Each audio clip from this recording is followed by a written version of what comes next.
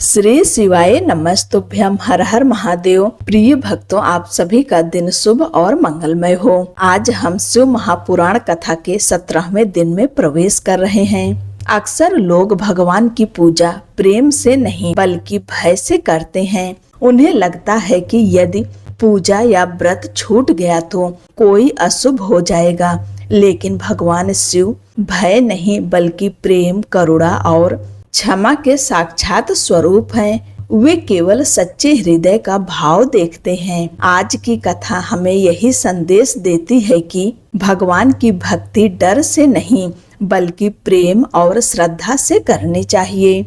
आइए हम सब मिलकर भगवान भोलेनाथ से प्रार्थना करें। हे भय हरण महादेव, हमारे मन से सभी भय दूर कर दीजिए। हमें ऐसा अटूट विश्वास दीजिए कि हमारी भक्ति में केवल प्रेम, समर्पण और कृतज्ञता हो। हमारा प्रेम ही आपकी सबसे प्रिय पूजा बन जाए। हर हर महादेव। अब आरंभ करते हैं आज की पावन कथा। श्री ब्रह्मा जी नारद जी से कहते हैं, जब ब्राह्मणी ने माता पार्वती को पतिव्रत धर्म का उपदेश दिया, तब उन्होंने माता मैना से कहा, अब समय आ गया है कि आप अपनी पुत्री को विदा करें। यह सुनते ही माता मैना का हृदय भर आया। वे बार बार अपनी पुत्री पार्वती को गले लगाकर विलाप करने लगी। उनकी आंखों से अश्रुधारा बहने लगी। माता को रोता देखकर स्वयं देवी पार्वती भी करुण स्वर में रो पड़ी। वहां उपस्थित सभी देवियां, स्त्रियां और परिवारजन इस विरह के दृश्य को देखकर अपने आंसू रोक न सके। ऐसा भावपूर्ण वातावरण था कि स्वयं योगेश्वर भगवान शिव की आंखें भी नम हो गई। उसी समय हिमालय राज अपने पुत्रों, मंत्रियों और ब्राह्मणों के साथ वहां पहुँचे। उन्होंने अपने लाडली पुत्री को गले लगाकर कहा, बेटी अब तुम हमें छोड़कर कहाँ चली जाओगी। उनका हृदय भी विरह से व्याकुल हो उठा। तब विद्वान पुरोहित और ब्राह्मणों ने सबको आत्मज्ञान का उपदेश देकर धैर्य बंधाया। देवी पार्वती ने माता पिता, गुरुजनों और सभी बड़ों को प्रणाम किया। यद्यपि वे स्वयं आदि शक्ति थीं, फिर भी लोक मर्यादा निभाते हुए बार बार भावुक हो उठी। शुभ मुहूर्त आने पर पालकी मंगाई गई। ब्राह्मणों की पत्नियों ने देवी पार्वती को आदर पूर्वक पालकी में बैठाया और सभी ने उन्हें आशीर्वाद दिया। माता मैना और हिमालय ने अपनी पुत्री को महारानी के योग्य अनेक बहुमूल्य उपहार और शुभ सामग्री भेंट की। सबको प्रणाम करके देवी पार्वती अपनी नई जीवन यात्रा पर निकल पड़ी। हिमालय राज भी स्नेहवश पालकी के पीछे पीछे उस स्थान तक गए जहां भगवान शिव देवताओं सहित उनकी प्रतीक्षा कर रहे थे। वहां सभी ने प्रेम पूर्वक एक दूसरे का सम्मान किया। भगवान शिव को प्रणाम कर हिमालय और अन्य सभी जन अपने नगर लौट गए। इसके बाद भगवान शिव और माता पार्वती कैलाश पहुंच गए। वहां भगवान शिव ने मुस्कुराते हुए कहा, हे देवेश्वरी, तुम सदा से मेरी प्राण प्रिया हो। क्या तुम्हें अपने पूर्व जन्म और हमारे सनातन संबंध का स्मरण है? देवी पार्वती मधुर मुस्कान के साथ बोली, हे प्रभु, मुझे सब कुछ स्मरण है, किंतु अभी इस विषय में मौन रहिए और इस शुभ अवसर के अनुरूप जो कार्य करना है उसे पूर्ण कीजिए। देवी के मधुर वचन सुनकर भगवान विश्वनाथ अत्यंत प्रसन्न हुए। उन्होंने स्वयं सभी देवताओं, ऋषियों और विवाह में पधारे अतिथियों का आदर पूर्वक स्वागत किया तथा प्रेम से विविध प्रकार के स्वादिष्ट व्यंजनों का भोजन कराया। भोजन के उपरांत सभी देवताओं ने भगवान शिव और माता पार्वती की स्तुति की, उनकी परिक्रमा की और इस दिव्य विवाह की प्रशंसा करते हुए अपने अपने लोकों को लौट गए। श्री ब्रह्मा जी कहते हैं, भगवान शिव ने लोकाचार का पालन करते हुए भगवान विष्णु और मुझे भी प्रणाम किया। तब हम दोनों ने उन्हें हृदय से लगाया और उनके मंगल की कामना की। भगवान विष्णु ने भी उन्हें पर ब्रह्म परमात्मा मानकर उनकी स्तुति की। इसके बाद हम सभी प्रसन्नता पूर्वक अपने अपने धाम लौट गए। भगवान शिव और माता पार्वती कैलाश पर आनंद पूर्वक निवास करने लगे। समस्त शिवगढ़ इस दिव्य विवाह से अत्यंत प्रसन्न हुए और श्रद्धा भक्ति से शिव शिवा की सेवा और आराधना करने लगे। इसके बाद ब्रह्मा जी कहते हैं, हे नारद, यह परम मंगलमय शुभ विवाह का प्रसंग शोक का नाश करने वाला, सुख, आयु, धन और यश प्रदान करने वाला है। जो मनुष्य श्रद्धा और पवित्र भाव से इसका श्रवण करता है या दूसरों को सुनाता है, वह भगवान शिव की कृपा प्राप्त करता है और अंत में शिवलोक को प्राप्त होता है। यह पावन कथा सभी विघ्नों, रोगों और दुस्वप्नों का नाश करने वाली, बुद्धि और विवेक को बढ़ाने वाली तथा जीवन में सुख, समृद्धि और अंततः मोक्ष प्रदान करने वाली है। इसलिए शिव से जुड़े प्रत्येक शुभ अवसर पर इस कथा का श्रद्धा पूर्वक श्रवण या पाठ अवश्य करना चाहिए। इतना कहकर ब्रह्मा जी मौन हो गए। तब नारद जी ने विनम्रता से प्रश्न किया, हे पितामह, भगवान शिव तो पूर्ण सर्व समर्थ और आत्मा राम हैं। फिर उन्होंने जिस पुत्र की प्राप्ति के लिए माता पार्वती से विवाह किया था, वह दिव्य पुत्र किस प्रकार प्रकट हुआ? नारद जी ने ब्रह्मा जी से पूछा, हे प्रभु, तारकासुर का वध किस प्रकार हुआ? भगवान शिव और माता पार्वती के पुत्र कुमार कार्तिकेय ने उस महाबली असुर का संहार कैसे किया? कृपा करके यह संपूर्ण कथा विस्तार से बताइए।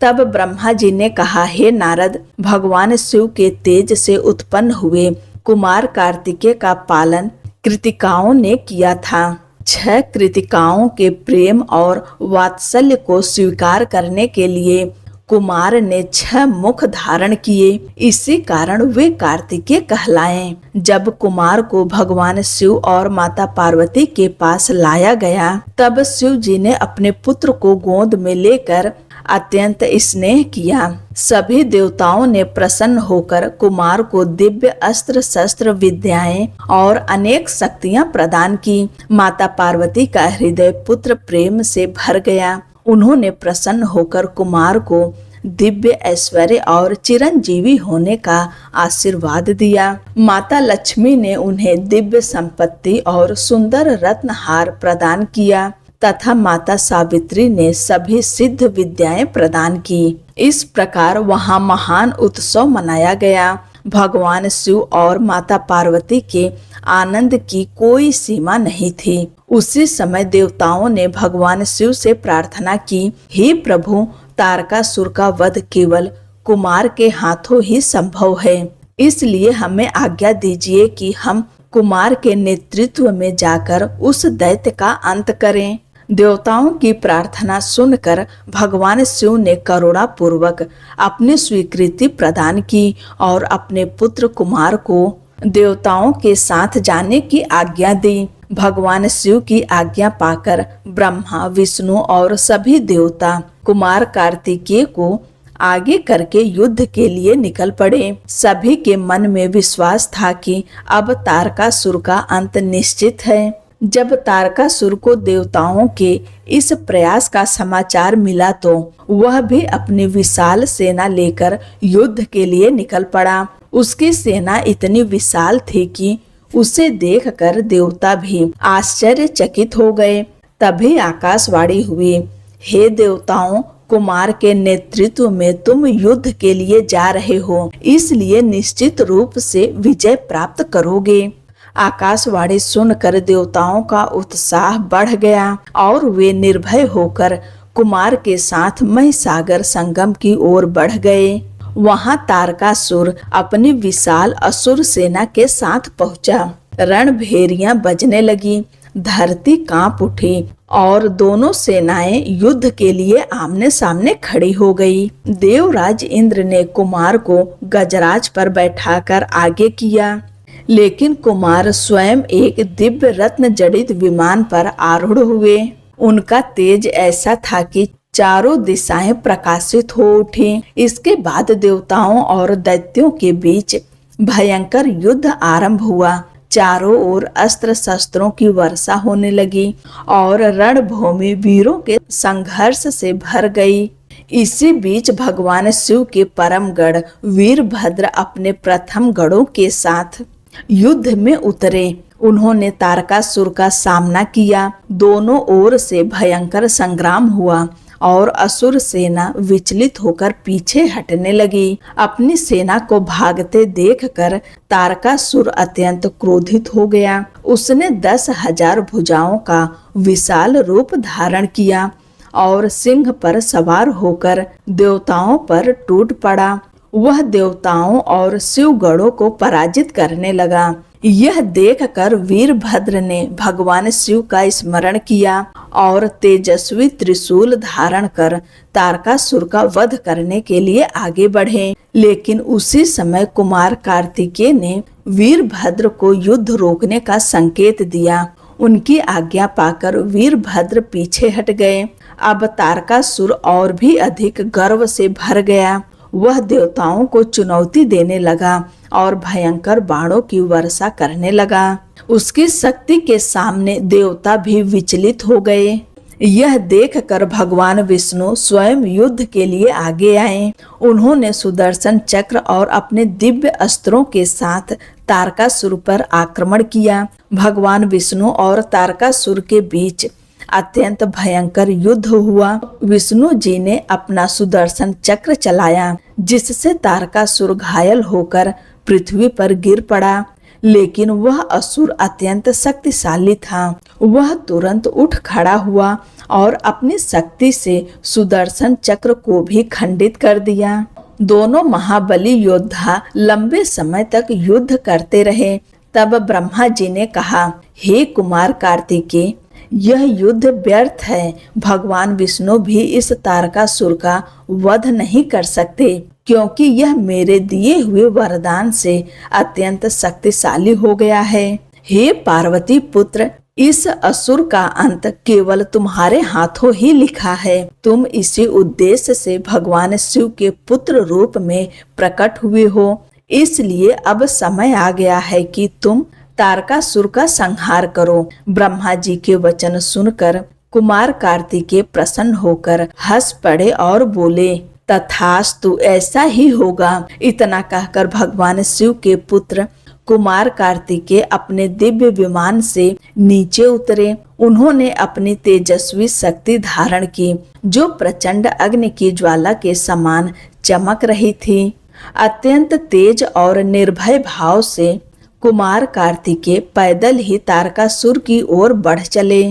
तारकासुर अपनी ओर आते हुए कुमार कार्तिकेय को देखकर वह अहंकारी असुर हंसने लगा और बोला, क्या यही वह कुमार है जो मेरा वध करने आया है? मैं अकेला ही इसके साथ युद्ध करूंगा और इसके साथ साथ सभी देवताओं, लोकपालों, प्रथम गणों और स्वयं श्री हरि को भी पराजित कर दूंगा। ऐसा कहकर तारकासुर ने देवताओं का अपमान किया और भयंकर युद्ध आरंभ कर दिया। तब भगवान शिव के पुत्र कुमार कार्तिकेय ने अपने पिता के चरण कमलों का स्मरण किया और तारकासुर के वध का संकल्प लिया। वे दिव्य तेज से प्रकाशित होकर युद्ध के लिए तैयार हो गए। सभी देवताओं ने उनकी जय जयकार की और ऋषियों ने उनकी स्तुति की। इसके बाद कुमार और तारकासुर के बीच भयंकर संग्राम आरंभ हुआ। दोनों ही महान योद्धा थे और युद्ध कला में निपुण थे। वे एक दूसरे पर अनेक प्रकार के अस्त्र शस्त्रों से प्रहार करने लगे। उनके युद्ध की भयंकरता ऐसी थी कि देवता, गंधर्व और किन्नर भी आश्चर्य से मौन होकर उस दृश्य को देखने लगे। वायु की गति रुक गई, सूर्य का तेज मंद पड़ गया और पर्वतों सहित पूरी पृथ्वी कांप उठी। उसी समय हिमालय सहित अनेक पर्वत कुमार की रक्षा के लिए वहां पहुँचे। उन्हें चिंतित देखकर कुमार कार्तिकेय ने कहा, हे महान पर्वतों, आप चिंता ना करें। आज आपके सामने ही मैं इस अधर्मी तारकासुर का अंत कर दूंगा। ऐसा कहकर कुमार ने माता पार्वती और भगवान शिव को प्रणाम किया और अपनी दिव्य शक्ति धारण कर ली। भगवान शिव के तेज से युक्त उस शक्ति का प्रकाश ऐसा था जैसे आकाश में प्रचंड अग्नि की ज्वाला चमक रही हो। कुमार कार्तिकेय ने उसी शक्ति से तारकासुर पर प्रहार किया। उस दिव्य शक्ति के प्रहार से तारकासुर के सभी अंग छिन्न भिन्न हो गए और वह महान असुर धरती पर गिर पड़ा। देखते ही देखते उस महाबली दैत्य के प्राण निकल गए। तारकासुर के मारे जाने के बाद देवताओं ने असुर सेना पर विजय प्राप्त की। अनेक दैत्य मारे गए, कुछ भयभीत होकर भाग गए और कुछ कुमार की शरण में आ गए। जब तारकासुर का अंत हुआ तो तीनों लोकों में आनंद छा गया। सभी देवता प्रसन्न हो उठे और भगवान शिव के पुत्र कुमार कार्तिकेय की स्तुति करने लगे। उसी समय भगवान शिव और माता पार्वती भी अपने गणों के साथ वहां पहुँचे। माता पार्वती ने प्रेम से अपने तेजस्वी पुत्र कुमार को गोद में लिया और स्नेह पूर्वक उनका आलिंगन किया। हिमालय राज भी अपने परिवार और अनुयायियों के साथ वहां पहुँचे और भगवान शिव, माता पार्वती तथा कुमार कार्तिकेय की स्तुति की। देवताओं, ऋषियों, सिद्धों और चारणों ने भी शिव पुत्र की महिमा का गुणगान किया। आकाश से पुष्पों की वर्षा होने लगी। चारों ओर मंगल ध्वनि और जय जयकार गूंज उठी। देवताओं ने प्रार्थना की, हे कुमार, आपने दानवों के महान बलशाली राजा तारकासुर का वध करके तीनों लोगों को भय से मुक्त कर दिया। आपको हमारा प्रणाम है। देवताओं की स्तुति से प्रसन्न होकर कुमार कार्तिकेय ने उन्हें वरदान प्रदान किए। पर्वतों को भी आशीर्वाद देते हुए कहा, हे पर्वतों, आप सभी ऋषियों और तपस्वियों के लिए पूजनीय और कल्याणकारी होंगे। इसके बाद देवताओं ने कुमार से निवेदन किया कि वे अपने माता पिता भगवान शिव और माता पार्वती के दर्शन के लिए कैलाश चलें। तब कुमार कार्तिकेय सभी देवताओं के साथ कैलाश पहुँचे। भगवान शिव और माता पार्वती ने अपने पुत्र का स्वागत किया। देवताओं ने भगवान शिव की स्तुति की और आशीर्वाद प्राप्त करके अपने अपने लोकों को लौट गए। इस प्रकार भगवान शिव के पुत्र कुमार कार्तिकेय का यह दिव्य चरित्र पूर्ण होता है। कुमार की कथा सुनकर नारद जी अत्यंत प्रसन्न हुए और उन्होंने ब्रह्मा जी से कहा, हे देवाधिदेव, आपने मुझे कार्तिकेय जी का यह अमृत के समान पवित्र चरित्र सुनाया। अब मैं भगवान गणेश जी के जन्म और उनके दिव्य चरित्र को सुनना चाहता हूँ। नारद जी की यह बात सुनकर ब्रह्मा जी प्रसन्न हुए और भगवान शिव का स्मरण करके बोले, हे नारद, पहले मैंने तुम्हें गणेश जी के जन्म की एक कथा सुनाई थी जिसमें शनि की दृष्टि से उनका मस्तक अलग हुआ था और फिर हाथी का मुख लगाया गया था। लेकिन अब मैं श्वेत कल्प में हुई गणेश जी की उत्पत्ति की कथा सुनाऊंगा जिसमें भगवान गणेश की एक अद्भुत लीला छिपी है। एक समय माता पार्वती की सखियां जया और विजय ने उनसे कहा, हे माता, भगवान शिव के सभी गण उन्हीं की आज्ञा का पालन करते हैं। नंदी और भृंगी भी शिव जी के ही सेवक हैं। हमारे लिए ऐसा कोई गण नहीं है जो केवल आपकी आज्ञा माने। इसलिए आपको अपना एक ऐसा सेवक बनाना चाहिए जो केवल आपकी आज्ञा का पालन करे। माता पार्वती को यह बात उचित लगी। एक दिन जब माता पार्वती स्नान कर रही थीं, तभी भगवान शिव नंदी के साथ उनके भवन में प्रवेश कर गए। इस घटना से माता पार्वती को आश्चर्य हुआ और उन्हें अपनी सखियों की बात याद आ गई। तब उन्होंने मन में विचार किया, मेरा भी एक ऐसा सेवक होना चाहिए जो केवल मेरी आज्ञा का पालन करे। इसके बाद माता पार्वती ने अपने शरीर के उबटन से एक दिव्य बालक की रचना की। वह बालक अत्यंत सुंदर, बलवान और शुभ लक्षणों से युक्त था। माता पार्वती ने उसे वस्त्र और आभूषण से सजाया तथा प्रेम पूर्वक कहा, तुम मेरे पुत्र हो, तुम्हारे समान प्रिय मुझे कोई नहीं है। बालक ने माता को प्रणाम करके कहा, माँ मुझे आज्ञा दीजिए, मैं आपकी सेवा के लिए सदैव तैयार हूँ। तब माता पार्वती ने कहा, हे पुत्र, आज से तुम मेरे द्वारपाल हो। मेरी आज्ञा के बिना कोई भी मेरे भवन में प्रवेश न कर पाए, चाहे वह कोई भी क्यों न हो। ऐसा कहकर माता पार्वती ने उस बालक के हाथ में एक मजबूत छड़ी दे दी।